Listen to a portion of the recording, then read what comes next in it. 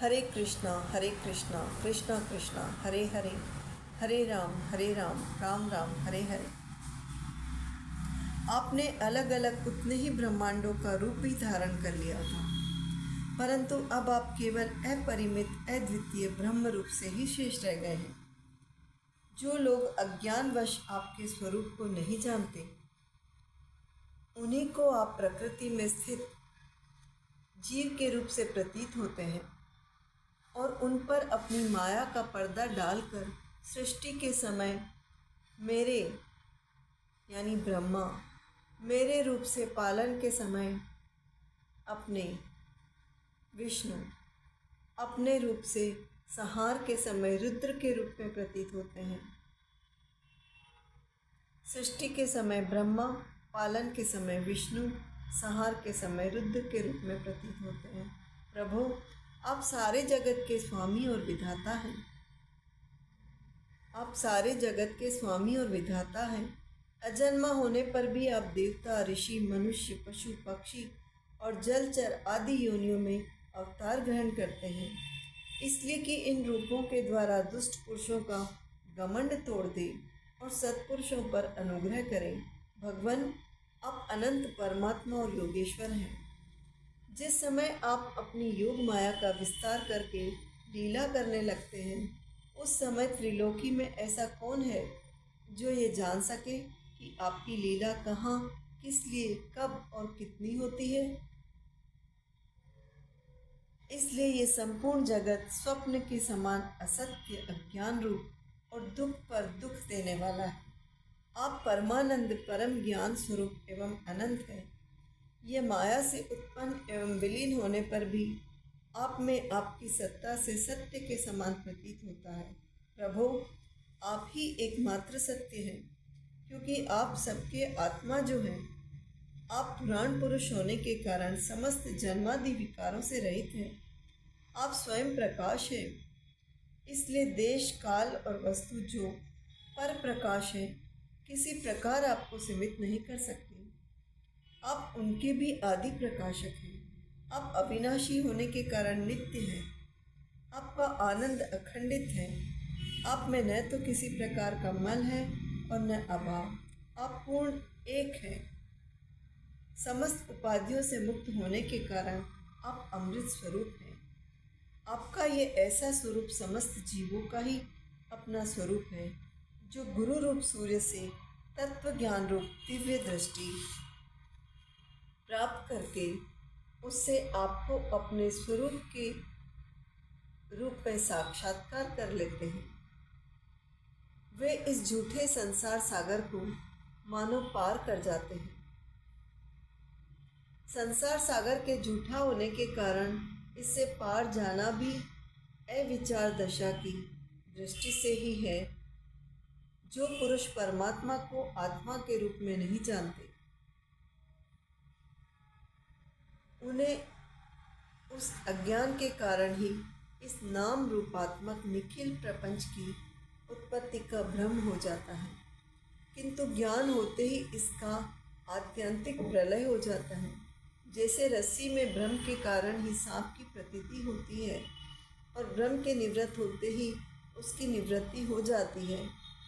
संसार संबंधी बंधन और उससे मोक्ष, ये दोनों ही नाम अज्ञान से कल्पित है। वास्तव में ये अज्ञान के ही दो नाम हैं। ये सत्य और ज्ञान स्वरूप परमात्मा से भिन्न अस्तित्व नहीं रखते। जैसे सूर्य में दिन और रात का भेद नहीं है, वैसे ही विचार करने पर अखंड चित स्वरूप केवल शुद्ध आत्म तत्व में न बंधन है और न तो मोक्ष।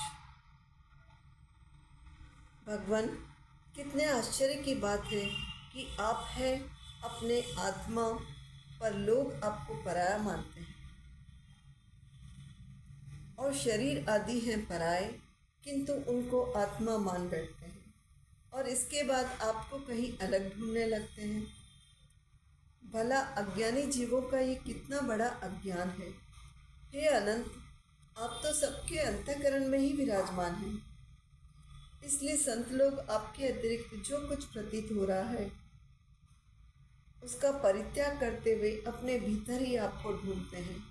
क्योंकि यद्यपि रस्सी में सांप नहीं है, फिर भी उस प्रतीयमान सांप को मिथ्या निश्चय किए बिना भला कोई सत्पुरुष सच्ची रस्सी को कैसे जान सकता है। अपने भक्तजनों के हृदय में स्वयं स्फुरित होने वाले भगवान, आपके ज्ञान का स्वरूप और महिमा ऐसा ही है। उससे अज्ञान कल्पित जगत का नाश हो जाता है। फिर भी जो पुरुष आपके युगल चरण कमलों का तनिक सा भी कृपा प्रसाद प्राप्त कर लेता है, उससे अनुग्रहित हो जाता है। फिर भी जो पुरुष आपके युगल चरण कमलों का तनिक सा भी कृपा प्रसाद प्राप्त कर लेता है, उससे अनुग्रहित हो जाता है, वही आपकी सच्चिदानंदमयी महिमा का तत्व जान सकता है।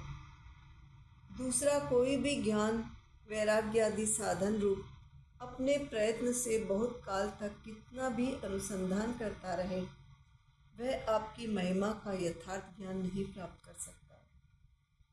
इसलिए भगवान, मुझे इस जन्म में, दूसरे जन्म में अथवा किसी पशु पक्षी आदि के जन्म में भी ऐसा सौभाग्य प्राप्त हो कि मैं आपके दासों में से कोई एक दास हो जाऊं और फिर आपके चरण कमलों की सेवा करूं। मेरे स्वामी, जगत के बड़े बड़े यज्ञ सृष्टि के प्रारंभ से लेकर अब तक आपको पूर्णतः तृप्त न कर सके। जगत के बड़े बड़े यज्ञ सृष्टि के प्रारंभ से लेकर अब तक आपको पूर्णतः तृप्त न कर सके, परंतु आपने वृक्ष की गायों और ग्वालिनों के बछड़े एवं बालक बनकर उनके स्तनों का अमृत सा दूध बड़े उमंग से पिया है। वास्तव में उन्हीं का जीवन सफल है, वे ही अत्यंत धन्य है। अहो, नंद आदि व्रजवासी गोपों के धन्य भाग्य है, वास्तव में उनका अहोभाग्य है, क्योंकि परमानंद स्वरूप सनातन परिपूर्ण ब्रह्म आप उनके अपने सगे संबंधी और सुहृद है। हे अच्युत, इन व्रजवासियों के सौभाग्य की महिमा तो अलग रही। मन आदि 11 इंद्रियों के अधिष्ठात्र देवता के रूप में रहने वाले महादेव आदि हम लोग बड़े ही भाग्यवान हैं, क्योंकि इन व्रजवासियों की मन आदि 11 इंद्रियों को, क्योंकि इन व्रजवासियों की, हे अच्युत, इन व्रजवासियों के सौभाग्य की महिमा तो अलग रही। मन आदि 11 इंद्रियों के अधिष्ठात्र देवता के रूप में रहने वाले महादेव आदि हम लोग बड़े ही भाग्यवान हैं, क्योंकि इन व्रजवासियों की मन आदि 11 इंद्रियों को प्याले बनाकर हम आपके चरण कमलों का अमृत से भी मीठा, मदिरा से भी मादक मधुर मकरंद रस पान करते रहते हैं। जब उसका एक एक इंद्रिय से पान करके हम धन्य धन्य हो रहे हैं, तब समस्त इंद्रियों से उसका सेवन करने वाले ब्रजवासियों की तो बात ही क्या है।